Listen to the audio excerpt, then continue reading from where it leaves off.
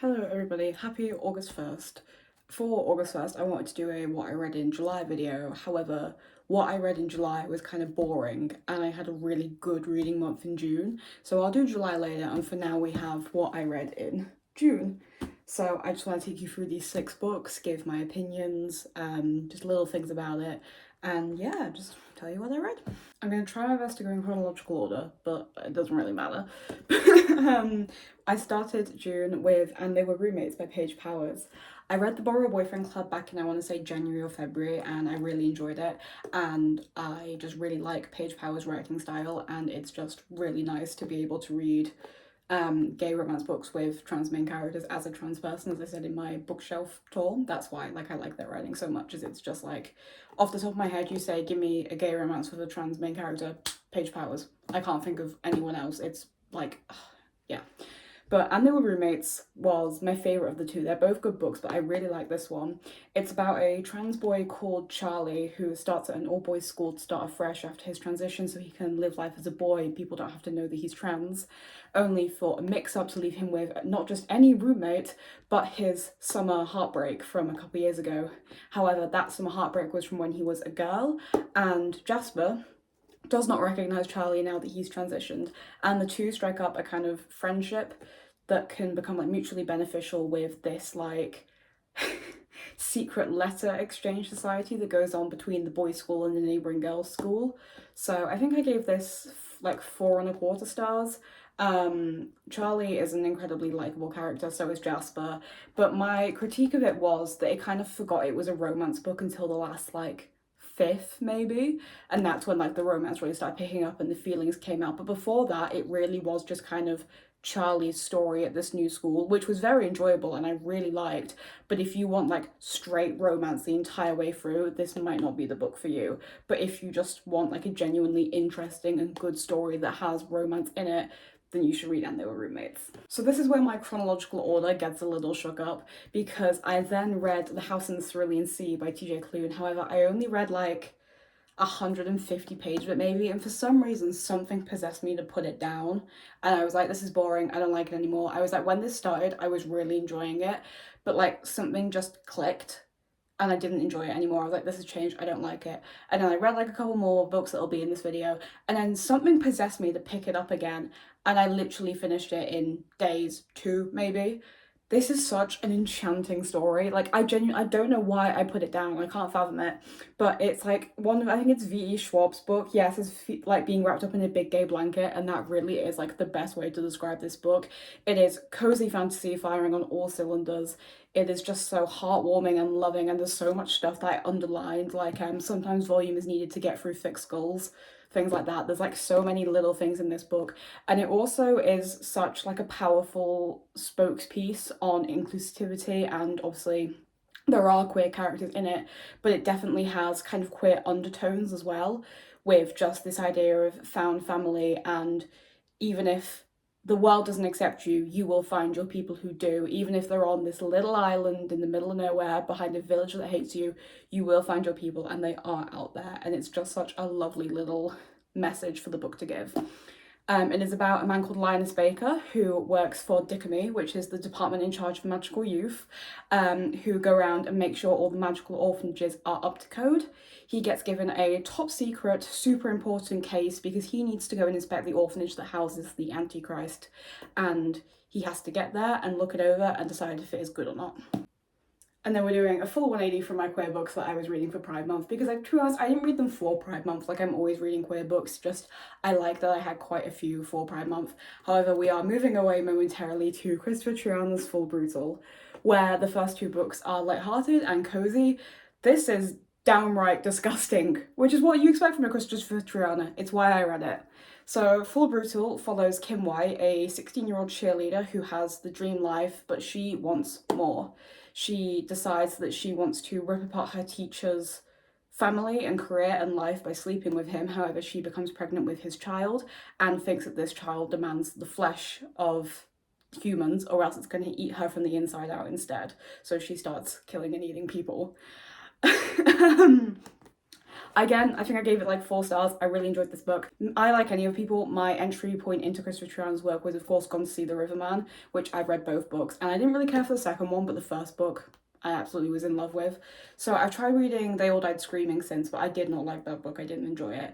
Whereas Full Brutal set me straight back on the Christopher Triana path. Like, oh, this was so depraved and gross, but also so good. I was trying to describe Christopher Triana to a friend the other day, and I was saying that you have to go into it being mentally prepared for what you're about to read, but it is so worth it when you are going into it ready, because the plot and everything just, it's like a clean swipe. If you love extreme horror, pick up a Triana. Then we get on to what I believe is my biggest read of June, and that is Jojo Moyes' Me Before You.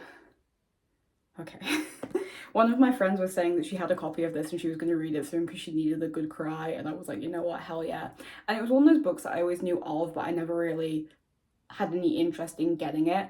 But that, like, she was telling me about it and I was like, you know what, I'm going to find me a copy. So I went to visit family in Surrey, and they took me to the high street and it was like full of charity shops, and literally you can find a copy of this in any bastard charity shop. So I immediately found it, picked it up, gave it a read. For those who don't know, Me Before You is about Lou Clark, who gets let go from her job at a cafe because it's closing, and because she can't find anything else, she takes up a job as a carer for a quadriplegic called Will, who has decided that he wants to end his own life, and she makes it her mission to try and change his mind as they slowly fall in love. I did not cry at this book, which I really thought I would, but I did not cry. It made me sad, definitely, but it didn't get any tears out of me. Just, I rarely cry over books these days. Films, that's something different. I'm saying this, I think I did actually cry over, no, Under the Whispering Door was July. I cried at the end of Under the Whispering Door. That's because I have like grandparent and dog grief issues. Yeah, Me Before You, again, like I literally just opened it and I have stuff underlined in there. Like, it really is one of those books that even though it's so big and daunting, like you just fly through it. Again, I read it in like a matter of days. It's so gripping and enjoyable, and it just reads so smoothly and quickly that it's impossible to put down. And Lou and Will are both such likable characters that you root for them and you want to read them and you want to know their story. We are now moving on to you can see the cover. We are now moving on to my favourite book that I read in June, and this was kind of a dark horse in the running, but it was We Could Be Heroes by PJ Ellis. I did not know this book existed in the slightest.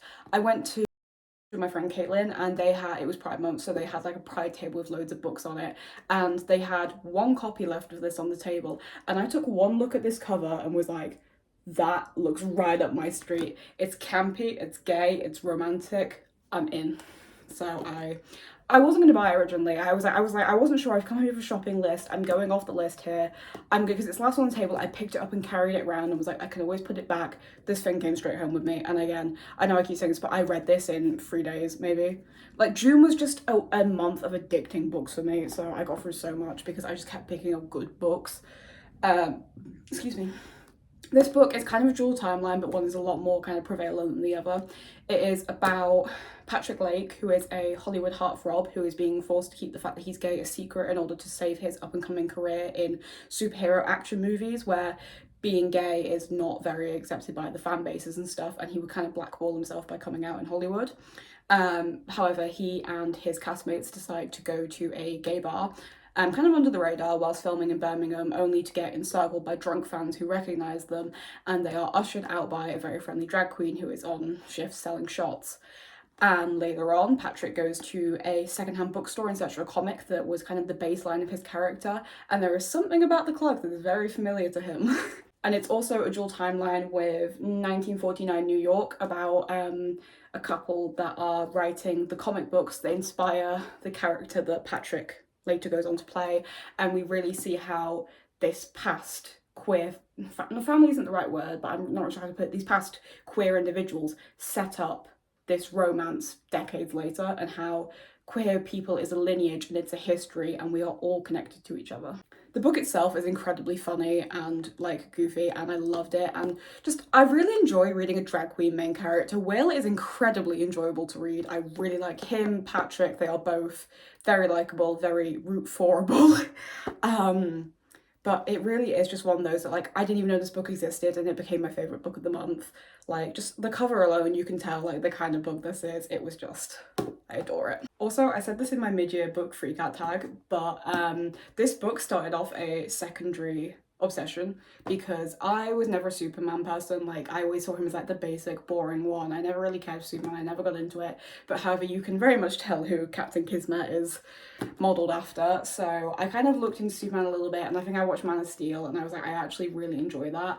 And then obviously, I now know Superman, I know Man of Steel is not the best portrayal of Superman. But I looked into it. I bought some of the comics from my wonderful local comic book store, and I did some real research into the character, and I really just fell in love with the idea of Superman and realized that he wasn't this basic, boring superhero that I'd always thought he was, and he's actually this kind Superman person.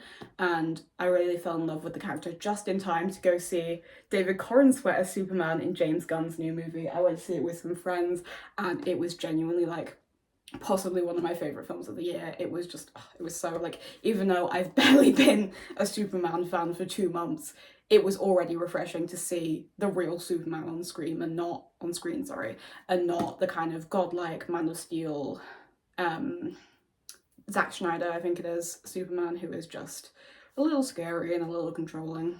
Now, we are ending on a sad note, I apologise, but we are ending with Vicious by V.E. Schwab. As someone who's quite new into the fantasy circles, V.E. Schwab is obviously quite a big name, especially in modern fantasy, because she has just written so much and she has so many famous series that I decided this was the one that I wanted to pick up. It is, I'm going to struggle it was even about now because I've tried to forget most of it, but it's about these two high school friends, college, uni friends, that decide to try and test one of their theories of giving someone superpowers through putting them through a near-death experience, only for them to become enemies later in life, and this book shows us their progression from close friends to enemies. Like, I don't even remember my thoughts on this book. Like, it was just forgettable. I didn't finish it. I got like a third from the end and was like, I can't do this anymore. I give up. But yeah, like it was really weird though, because like the first third I really enjoyed, and then it just completely fell off and I just didn't enjoy it anymore, and I was like, this has come quite tedious is the wrong word, but I can't think of a better one. So okay, so my last book is kind of an honorable mention, but it is The Vampire Lestat by Anne Rice. I say this in every video, for those who don't know me, I love Interview with the Vampire. You can barely see it, but I have a teeny tiny little Interview with the Vampire thing back there, with Louis and Lestat on it in like black and red. I'll get a photo in a minute. So I've been like reading The Vampire Lestat since May now. It's one of those books where it's quite big and it's quite like dense, like if you just look at like the text inside. So I've been kind of alternating between listening to it as an audiobook when I like bake or when I organise stuff, and just sitting down and reading a chapter every now and again.